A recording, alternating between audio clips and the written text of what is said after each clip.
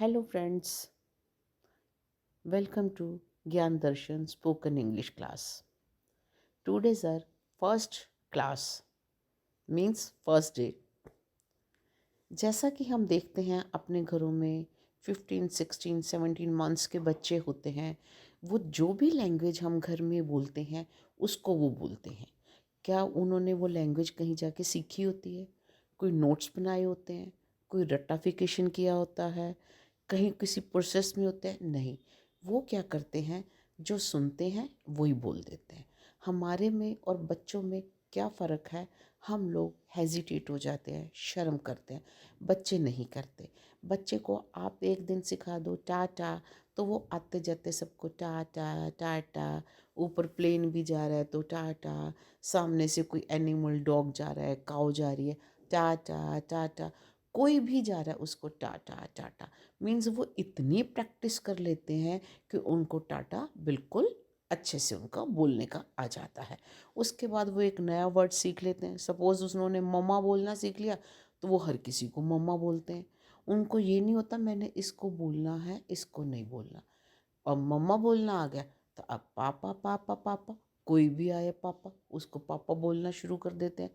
तो मीन्स वो कुछ भी नया सीखते हैं तो उसके बार बार बार बार प्रैक्टिस करते हैं। इसी तरह से हम भी यही करेंगे। कोई सा भी नया वर्ड सीखेंगे, सुनेंगे, तो उसकी हम बार बार प्रैक्टिस करेंगे। अगर गलत बोल दिया जाएगा तो क्या हो जाएगा? हमारी अपनी मदर टंग हिंदी है, तो क्या कभी हमने हिंदी गलत नहीं बोली? बहुत बार ऐसा होता है, जो वर्ड्स हम सारा दिन बोलते हैं उसको ही गलत बोल देते हैं। अभी कल ही की बात है, मैंने कहना था समोसा कचौरी और मैंने कहा क्या, कचौरा समोसी। सब हंसे और बात ख़त्म। तो ऐसे ही अगर हम इंग्लिश में कोई एक वर्ड गलत बोल देंगे तो कौन सा कोई आसमान टूट जाएगा। सबसे पहले तो हमने यही ध्यान रखना है कि हम चाहे गलत बोले चाहे सही बोले, हमने बिल्कुल लगातार बोलते जाना है। हेजिटेट नहीं होना है। एक बार, दो बार, तीन बार, चार बार गलत बोल देंगे तो कुछ भी नहीं होगा। पर इसी तरह से हमारी प्रैक्टिस होगी और इसी प्रैक्टिस को हम कंटिन्यू करेंगे। फ्रेंड्स, अब हम अपना इंट्रोडक्शन देना सीखेंगे। हम किसी भी भाषा में बात करें, भाषा चाहे जो भी हो, हमें कम से कम अपने बारे में बहुत अच्छे से बताना आना चाहिए। अगर हम किसी और के बारे में अच्छे से नहीं बोल पाते या फिर हमारे पास सामने वाले के लिए प्रॉपर वर्ड्स नहीं है तो कोई बड़ी बात नहीं।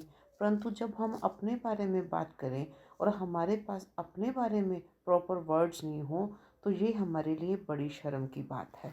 तो आज हम प्रॉपर वर्ड्स के साथ हम अपने बारे में बताना सीखेंगे।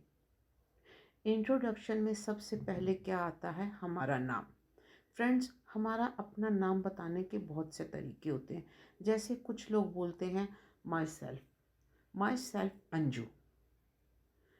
इस तरह अपने नाम के आगे माई सेल्फ लगाने का अर्थ हो जाता है मैं खुद अंजू हूँ, मैं बहुत बड़ी हूँ, मैं बहुत महान हूँ, मैं खुद अंजू हूँ। नहीं, हम महान नहीं हैं। हम सिंपल से कॉमन पीपल, कॉमनर्स हैं। जब से अमिताभ बच्चन ने कौन बनेगा करोड़पति पर बोलना शुरू किया है, दिस इज़ अमिताभ बच्चन, तब से लोगों ने अपने नाम के आगे दिस इज़ लगाना शुरू कर दिया।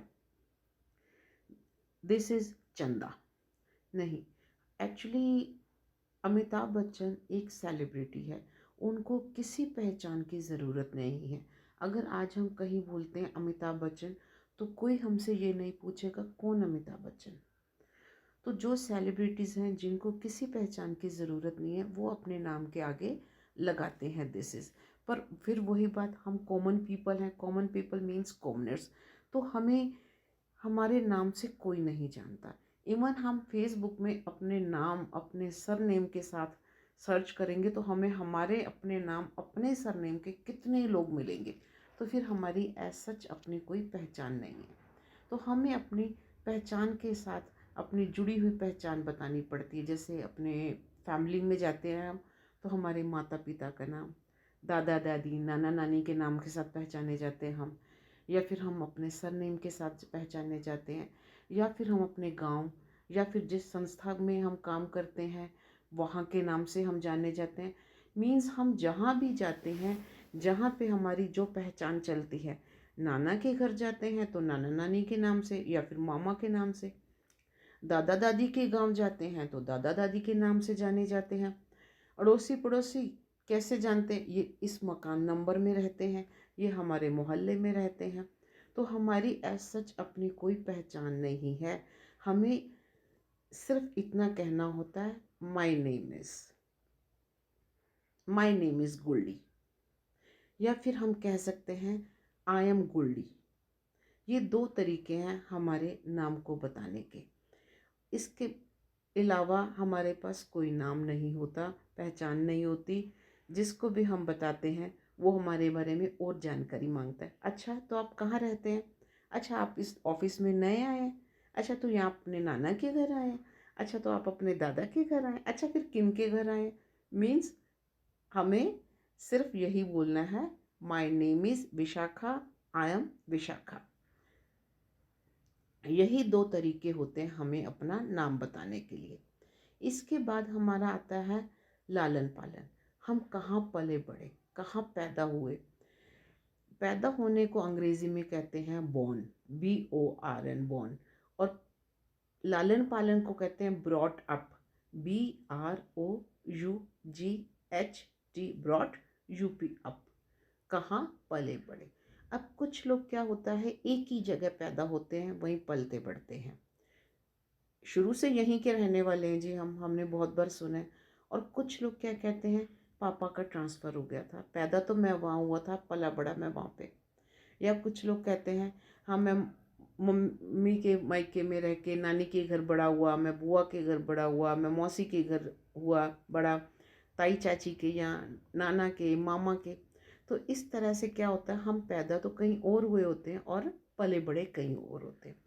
अब अगर एक ही जगह है तो हम कैसे कहते हैं, I was born and brought up in Jaipur. पर अब हम पैदा कहीं और हुए हैं, सपोज हम जयपुर में पले बड़े, जयपुर में पैदा हुए, तो सिंपल बोल देंगे I was born and brought up in Jaipur. अब सपोज मैं पैदा तो जयपुर में हुई और पली बड़ी कहाँ, अजमेर में। दो जगह हो गई। अब जहाँ भी दो जगह होती है तो वहाँ हमेशा ऐसा होता है, एक प्लेस बड़ी होती है, एक प्लेस छोटी होती है। अब जयपुर बड़ा है, अजमेर छोटा है। जब इंडिया बड़ा है, जयपुर छोटा है। राजस्थान बड़ा है, अजमेर छोटा है। तो ऐसे ही एक जगह बड़ी होती है, एक जगह छोटी होती है। अब क्या, जो बड़ी जगह होती है वहाँ पे आंख मूंद कर उसके पहले आपने इन लगाना है, और जो छोटी जगह है वहाँ पे कॉन्फिडेंट होके आपको पहले एट लगाना है। कैसे, I was born in Jaipur and brought up at Ajmer. I was born in Jaipur, in Jaipur बड़ा है, and brought up at Ajmer, Ajmer छोटा है। तो इस तरह से कोई सा भी गांव हो, कोई सा भी शहर हो, वो आपको पता है आप कहाँ पले बड़े, कहाँ पैदा हुए, कौन सी जगह बड़ी है और कौन सी जगह थोड़ी है। तो फ्रेंड्स, हमें अपने थोड़ा सा बायोडेटा और रिज्यूमे, CV, इसके बारे में भी थोड़ा सा पता होना चाहिए। बायोडेटा वो होता है जो हमारा शादी के लिए जाता है, जिसमें हमारी उम्र, हमारी कद काठी, हमारा कॉम्प्लेक्शन, हमारी हाइट और हमारी इनकम, हमारी पेरेंटल प्रॉपर्टी, हमें पेरेंट्स से क्या मिलना है, क्या नहीं मिलना है, हमारे घर में हमारे कितने भाई बहन हैं, हम कौन से नंबर पे आते हैं, हमारी क्या ड्यूटीज़ है, हमारे पेरेंट्स कहाँ से बिलोंग करते हैं, हमारे फादर क्या करते हैं, हमारी मदर क्या करती है, ये सारी चीज़ें आपकी बायोडेटा में आती है। इवन हम चश्मा पहनते हैं, नहीं पहनते हैं, हम गोरे हैं, हम काले हैं, मोटे हैं, नाटे हैं, सिर्फ सारी चीज़ें बायोडेटा में लिखी जाती हैं, क्योंकि वो हमारी शादी के लिए जाता है। CV, करिकुलम वाइटे, वो क्या होता है, जिसमें आपके बारे में सिर्फ लिखा जाता है, जिसमें आपका रंग, रूप, कद काठी कुछ मायने नहीं रखता, सिर्फ और सिर्फ आपकी योग्यता, आपकी क्वालिटीज़, आपके एक्सपीरियंस, आपकी एजुकेशन, वो होता है। आप प्रेजेंट में क्या कर रहे हैं, आपने एजुकेशन में क्या किया है, आगे आपकी क्या प्लान्स हैं, आप इस कंपनी में जॉब क्यों करना चाहते हैं, ऐसी चीज़ें होती हैं। उसमें पेरेंट्स के बारे में बहुत ज़्यादा लिखना हो तो सिर्फ लिखना होता है कि हमारे पेरेंट्स क्या करते हैं। मीन्स सपोज़ आपके फादर बिजनेसमैन है तो my father is a businessman, बस इतने में चलता है। बहुत डिटेल में देना नहीं होता कि बिज़नेस क्या करते हैं और कितनी इनकम है और कितने भाई बहन है, खर्चा चल रहा है नहीं चल रहा, बहुत पैसा है नहीं पैसा, इन चीज़ों की उसमें कोई डिटेल्स नहीं होती। ऐसे ही मदर आपकी, अगर मदर आपकी जॉब में है तो आप कह सकते हैं my mother is a teacher, lecturer, doctor, CA. और अगर वो घर में रहती हैं, आपकी मदर आपके घर को चलाती हैं, तो उसके लिए क्या वर्ड यूज़ होगा। कुछ लोग कहते हैं my mother is a housewife. Mother housewife नहीं है, आपकी मदर होम मेकर है। उन्होंने आपके पूरे घर को बना रखा है, मकान को घर बनाने वाली होम मेकर। आप लोगों को, आपके फादर को कुछ नहीं पता होता घर में कैसा चल रहा है, वो आपकी मम्मी करती हैं सारे काम। तो मीन्स घर को बनाने वाली कौन हुई, होम मेकर। पापा तो सुबह जाते हैं, शाम को आते हैं, पीछे से सारा घर कौन संभालता है, बच्चों को कौन संभालता है, आपकी फैमिली को, आपकी नानी की फैमिली, दादी की फैमिली को कौन संभालता है, मम्मी। तो mummy is home maker, my mother is a home maker. या फिर आप छोटा मोटा बता सकते हैं, he deals in diamonds, my father deals in diamonds. आप ऐसा बताना चाहते हैं, my father works in a government sector, my father works in a private sector. इसी तरह से हम अपने पेरेंट्स के बारे में ब्रीफ में बताते हैं, ना कि डिटेल में। अब हम वापस आते हैं अपने इंट्रोडक्शन पे। इंट्रोडक्शन में हमारा नाम हो गया, हमारे नाम के बाद हमारा बॉर्न एंड ब्रॉट अप हो गया। अब हम अपने भाई बहन पे आते हैं। भाई बहन हमारे घर में कितने हैं। कई बार क्या होता है, हम उसमें अपने आप को काउंट करते हैं, कई बार हम अपने आप को काउंट नहीं करते। अगर मैं एक सिस्टर हूँ और मेरे 2 ब्रदर हैं, या तो हम बोल लेंगे वी आर 3 सिबलिंग्स। भाई बहन के लिए एक कॉमन वर्ड यूज़ होता है सिबलिंग्स। आप ऐसे भी कह सकते हो वी आर 3 ब्रदर सिस्टर्स, या फिर आप ऐसे भी कह सकते हो I have 2 brothers, I am 1 sister, ऐसे भी कह सकते हैं।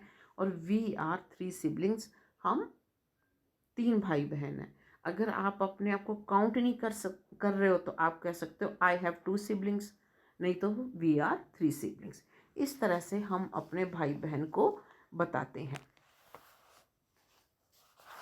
उसके बाद आता है हम लोग क्या कर रहे हैं। हम अभी पढ़ रहे हैं, हम जॉब कर रहे हैं, हम जॉब ढूंढ रहे हैं, हम बिज़नेस कर रहे हैं, जो भी हम अपने घर से कुछ कर रहे हैं, कुछ ऑनलाइन कर रहे हैं, जो भी आप करते हैं उसके बारे में बताते हैं। तो जो भी हम कर चुके हैं तो उसके लिए आपको कैसे बोलना है, आई हैव डन। यहाँ पे डन थर्ड फॉर्म आ रही है, तो आगे मैं इसको डिटेल में आपको बताऊंगी थर्ड फॉर्म क्यों यूज़ करते हैं। पर I have done my BBA, मैंने अपना BBA कर लिया है। Now I am working in a NGO, मैंने अपना BBA कर लिया है और अब मैं एक NGO में काम कर रहा हूँ। I have done BTech, now I am looking for a job. या फिर आप कैसे कर सकते हैं, लुकिंग, मैं जॉब ढूंढ रहा हूँ। या फिर आप कर सकते हैं हंटिंग। हंटर तो शिकारी होता है और हंटिंग होता है शिकार करना। तो कैसे हम जब जॉब ढूंढते हैं तो एक तरह से शिकार भी तो होता ही है ना, क्योंकि हमें सबसे अच्छी जॉब चाहिए होती है। तो वहाँ पे हम हंटिंग भी लगा सकते हैं, लुकिंग भी कर सकते हैं। या फिर अभी आप पढ़ ही रहे हैं तो I am pursuing my graduation, I am pursuing my post graduation. जो आप अभी कर रहे हैं उसके लिए परसुइंग वर्ड यूज़ होता है, और जॉब के साथ आप सर्च ना लगाकर लुक या फिर हंट लगाते हैं।